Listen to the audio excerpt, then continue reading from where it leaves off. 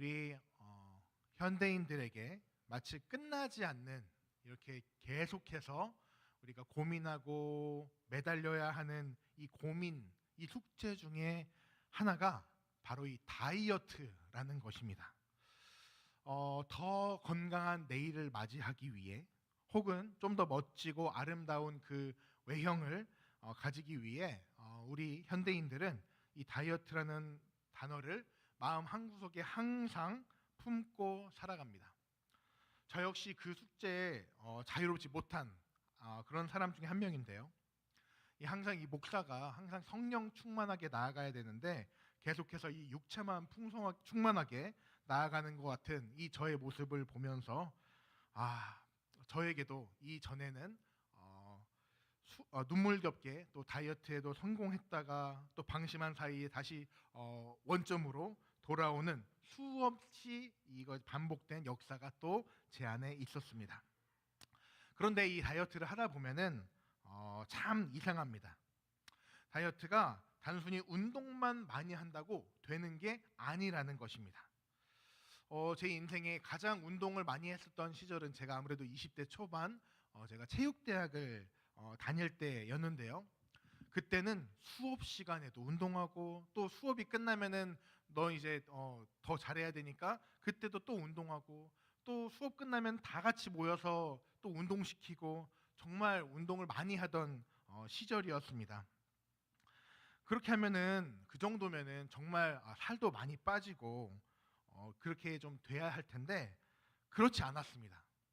몸이 운동을 많이 하는데도 살이 빠지지 않고 점점 더 몸이 커지는 것을 제가 발견할 수 있었습니다. 소위 말하는 이제 건강한 돼지, 근육 돼지가 점점 되어가는 것이었습니다. 왜 그랬을까요? 이유는 간단했습니다. 운동한 만큼 아니 그 이상으로 먹었기 때문입니다. 결국 다이어트라는 것에 대한 성공의 열쇠는 운동을 얼만큼 하느냐보다 결국에는 음식을 얼만큼 잘 조절하느냐에 있다는 것입니다. 먹고 싶은 것을 줄이고 때로는 눈앞에 있는 이 맛있는 음식을 애써 외면하는 것이 이 다이어트의 필수적이라는 것입니다. 하지만 이것은 쉬운 일이 아닙니다. 너무나 어려운 일이에요. 특히 저처럼 어떤 음식을 갖다 줘도 다 맛있게 먹는 그런 스타일의 사람들은 이 식사량을 줄인다는 것은 거의 불가능에 가깝습니다. 다이어트 하셨던 분들은 아마 공감을 하실 텐데요. 이 먹는 것을 참고 인내하고 견딘다는 것은 힘든 일입니다. 저녁을 좀 안 먹거나 적게 먹어서 적게 먹으면은 이제 배가 고파서 잠이 잘 안 오고 어쩌다가 잠이 들었어도 배가 고파 새벽에 깨어서 냉장고로 향하는 경험 아마 한두 번쯤은 해보셨을 거라 생각합니다.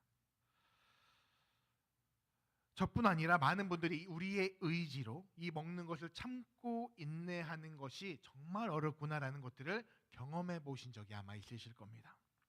그런데 우리 기독교인들은 이 먹는 것을 참고 인내하며 하나님께 집중하며 기도하며 나아가는 시간들이 있습니다.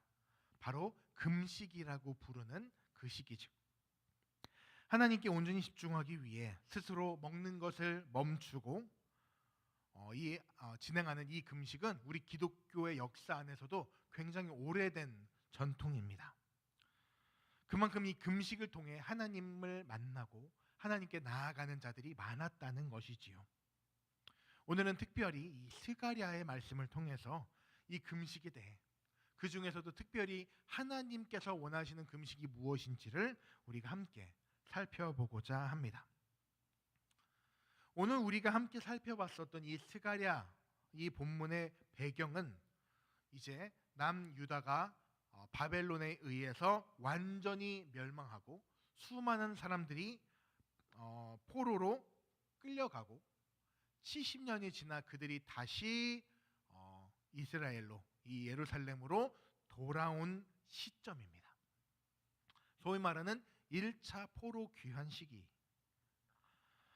이스라엘 백성을 멸망시키고 그들을 포로로 이끌고 왔던 바벨론이 또 다른 신흥 제국인 페르시아에게 멸망하게 되고 이제 새로운 왕조가 들어서게 되면서 이전 왕조에서 잡혀왔었던 포로들을 이제 너희들은 귀환해라라고 하는 이 명령이 떨어진 것입니다.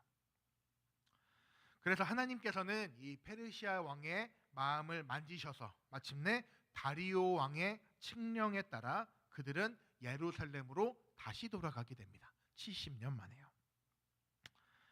하지만 그들이 맞이했던 것은 폐허가 된 도시와 무너져버린 성전이었습니다. 그들이 사랑했던 예루살렘, 그리고 그 중심에 우뚝 선 하나님의 집인 이 예루살렘 성전이 무너져서 있던 그 모습을 보며 그들은 망연자실했습니다. 그런 그들에게, 그런 희망이 없던 그들에게 하나님께서는 이 선지자 스가랴를 보내주시고 절망에 빠진 그들에게 회복의 메시지를 던져주십니다. 하나님께서 너희를 회복시키실 것이다. 포로에서 돌아온 백성들을 통해 성전을 다시 회복하고 예루살렘을 재건하겠다라는 희망과 회복의 말씀을 전하게 되었는데요. 이 말씀은, 이 예언은 막막한 현실 앞에 놓인 이 이스라엘 사람들에게 아주 큰 희망이 되었습니다. 그 약속을 붙들고 백성들은 이 수룹바벨이라는 사람을 중심으로 힘을 내어 이 성전을 다시 짓는 공사를 하게 됩니다. 그리고 마침내 공사가 거의 마무리될 무렵 이 베델이라는 곳에서 온 사람이 이 선지자 스가랴에게 한 가지 질문을 가지고 찾아오는 장면이 바로 오늘 우리가 읽었던 성경 본문 말씀입니다. 우리 3절 말씀을 같이 한번 보면은요, 이렇게 그 베델에서 온 사람이 이렇게 묻습니다. 내가 여러 해 동안 행한 대로 5월 중에 울며 근신하리이까? 이 질문입니다. 이 질문은 무슨 뜻입니까? 바벨론의 포로로 잡혀있던 지난 70년간 우리 남유다가 망하고 성전이 불탔던 달인 5월 달에 우리가 슬퍼하며 금식해왔다. 그런데 이제 성전이 거의 다 지어져 가는데 이 슬픔의 금식을 우리가 계속해야 합니까? 라는 질문을 던졌던 것이죠. 우리가 이제 하나님의 성전을 다 지어가기 때문에 그 슬퍼하는 시간을 이제 그만 가져야 되는 것 아니냐라는 질문이었습니다. 그런데 이 질문에 대한 하나님은 어떻게 답하셨습니까? 하나님께서는 그 금식을 계속해라, 또는 그래 그만하면 됐다라고 답하지 않으셨습니다. 도리어 그들에게 되물으십니다. 그것이 바로 오늘 우리가 읽었던 5절 말씀입니다. 5절 말씀은 이렇게 이야기합니다. 제가 읽어보겠습니다. 온 땅의 백성과 제사장들에게 이르라. 너희가 70년 동안 5째 달과 7째 달에 금식하고 애통하였거니와 그 금식이 나를 위하여 한 것이냐? 아멘. 너희의 금식이 과연 나를 위한 것이었느냐? 라는 이 하나님의 질문 속에서 그것은 하나님을 위한 것이 아니었다라는 강력한 책망이 담겨 있었습니다. 70년이라는 긴 세월 동안 그들은 금식하고 슬퍼했지만 하나님께서는 그들이 행했던 이 금식이라는 행위가 결국 하나님을 위한 것이 아니라 자기 자신들을 위한 것이었다라고 지적하신 것이었습니다.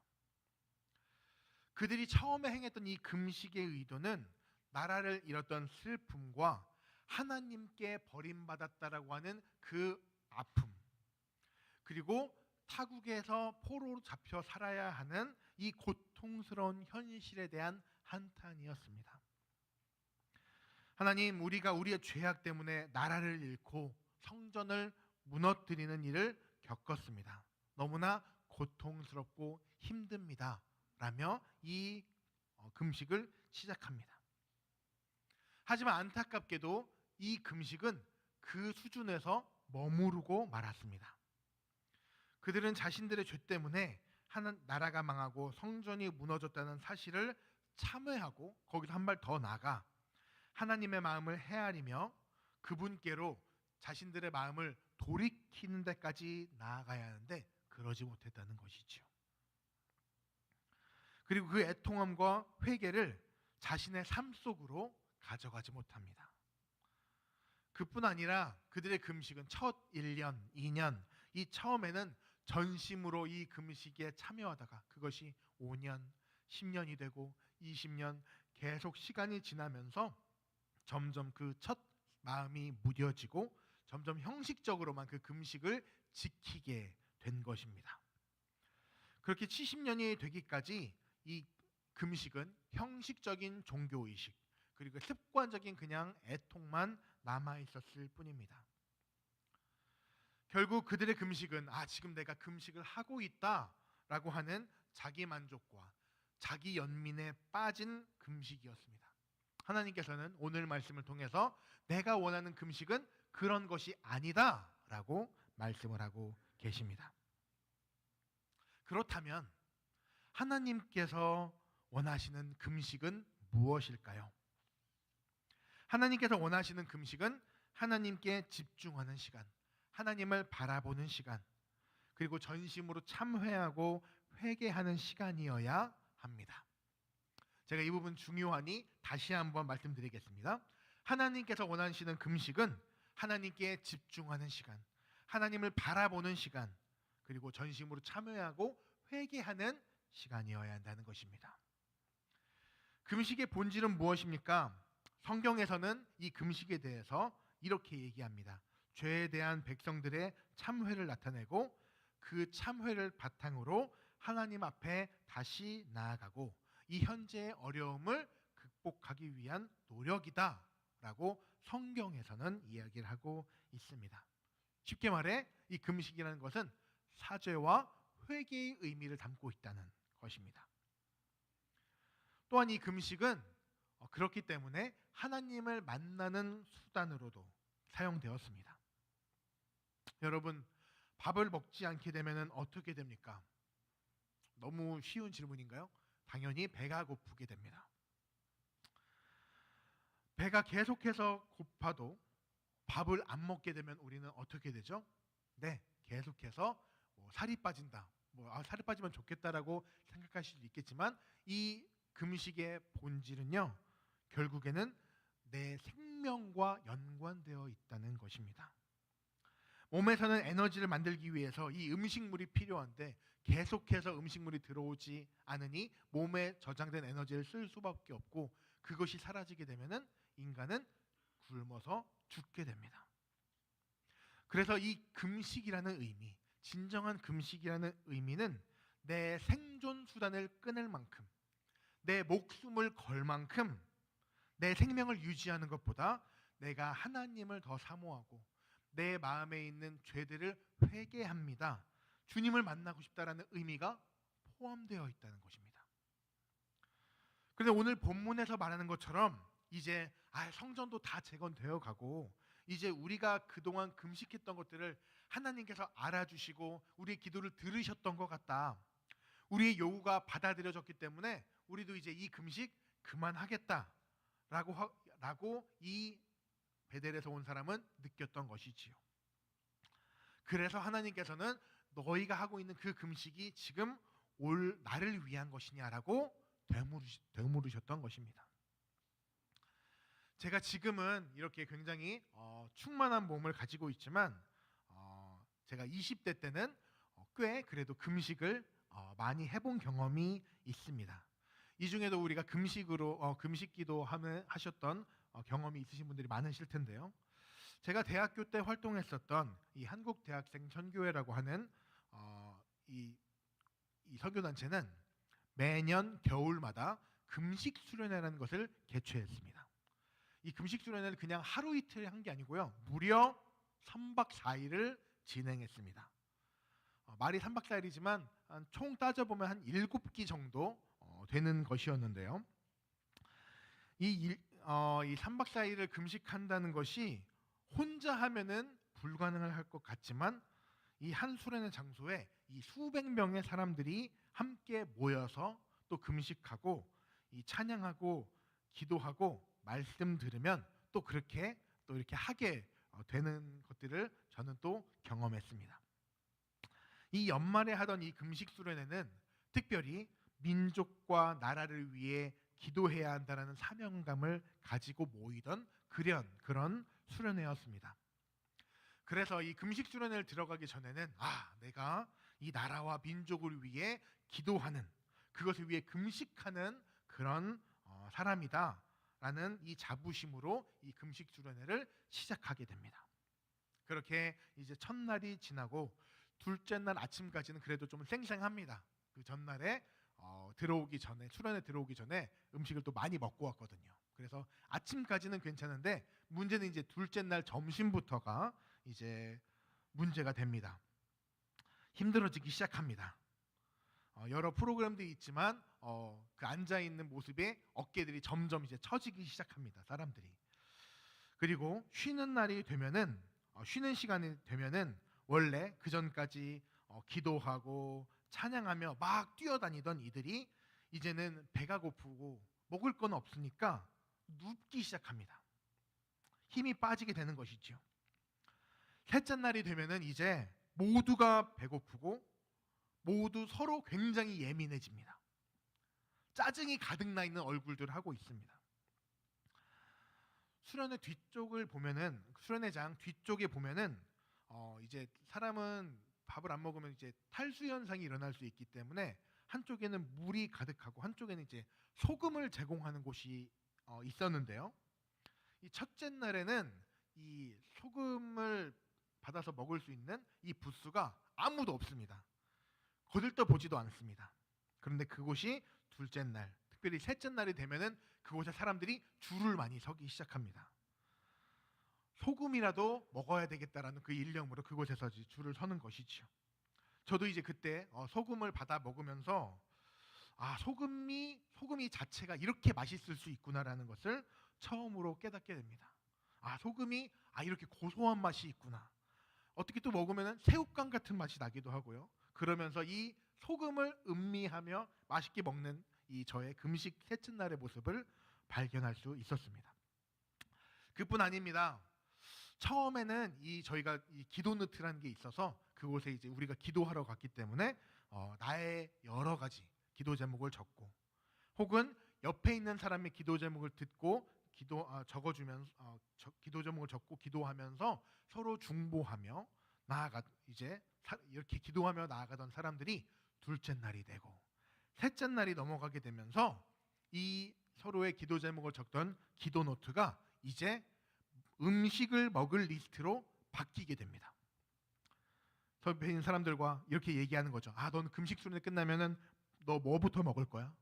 나는 짜장면부터 먹을 거야. 족발도 맛있겠지? 아니야, 어디에 있는 양념치킨 정말 맛있더라. 우리 내려가는 길에 바로 이거 먹으러 가자 라고 하면서 그 기도 노트에 먹고 싶은 음식을 적어가는 이 모습들을 이렇게 생각을 이제 그렇게 대화를 재밌게 하다가도 아직도 이 금식이 하루 이틀이나 남았다는 그 절망감 속에 휩싸이게 되는 그 금식 수련회가 제가 이 설교 준비를 하면서 떠오르게 되었습니다.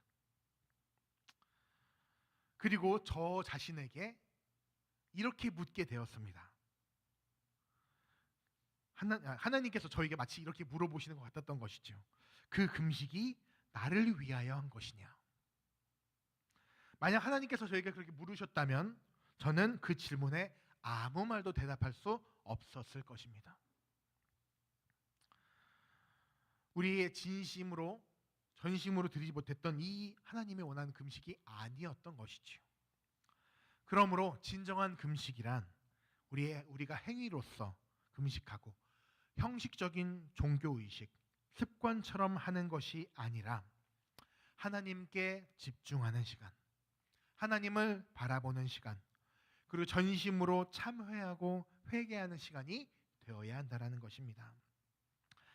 이사야서 58장에서는 하나님께서 원하시는 이 금식에 대해서 다루고 있는 또 다른 본문이 있습니다.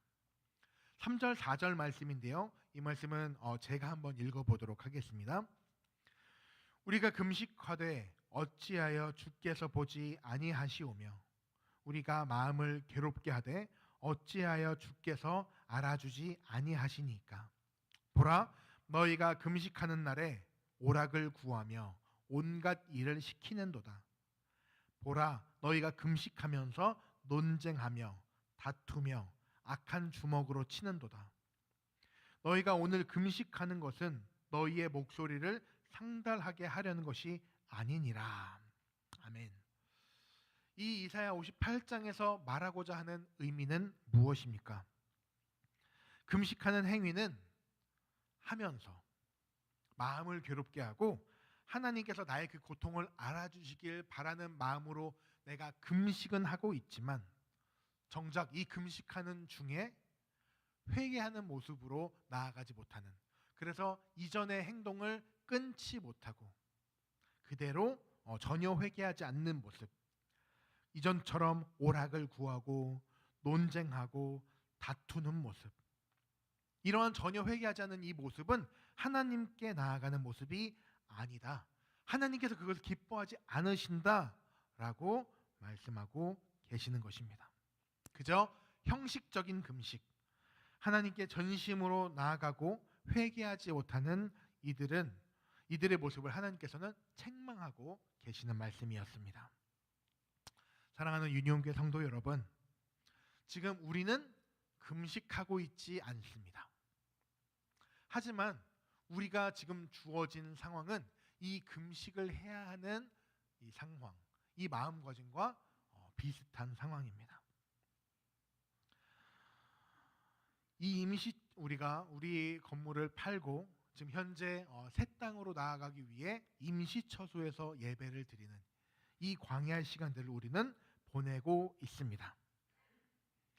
여러 번 반복해서 말씀드렸듯이 이 우리에게 주어진 이 광야의 시간은 이 구약 성경에 나온 이 광야의 시간과 같이 하나님께서 이 이스라엘 백성을 훈련시키시고 새 땅인 가나안 땅에 들어가기 위한 적합한 사람으로 훈련시키시는 기간, 하나님께 집중하고 그분만 바라보는 시간, 그리고 그 전에 있었던 나 자신의 잘못들을 회개하고 그 삶을 바꾸는 시간으로 이 광야의 시간을 보냈던 것과 같이 우리도 동일한 시간을 가지고 있다는 것을 우리는 기억해야 합니다.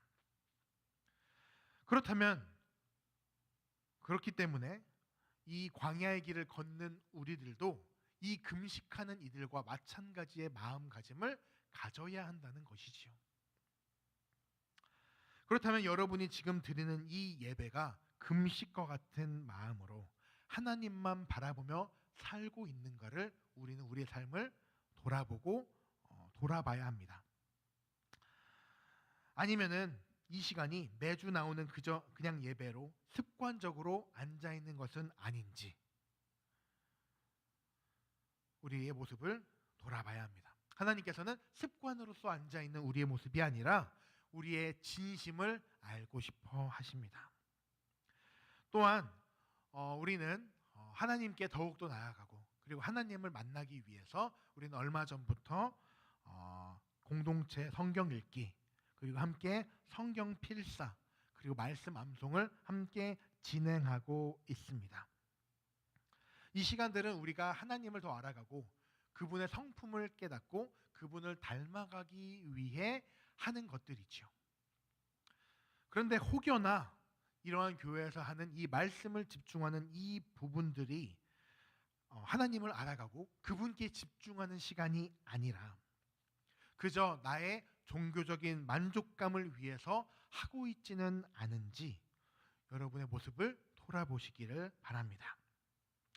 그래서 우리가 드리는 이 예배, 그리고 우리가 하는 이 성경 통독, 이 필사가 단순히 내가 그저 하는 이 종교적인 행위로서가 아니라 이 시간부터가 내가 나의 삶을 회개하고 하나님께 집중하는 시간으로 나아가는 시간이 되시기를 바랍니다.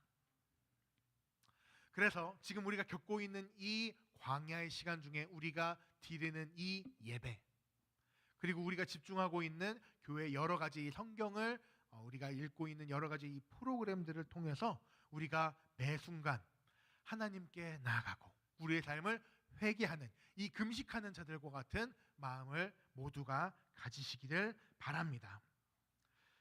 그것이 바로 우리가 드려야 할 영적인 금식인 것이지요.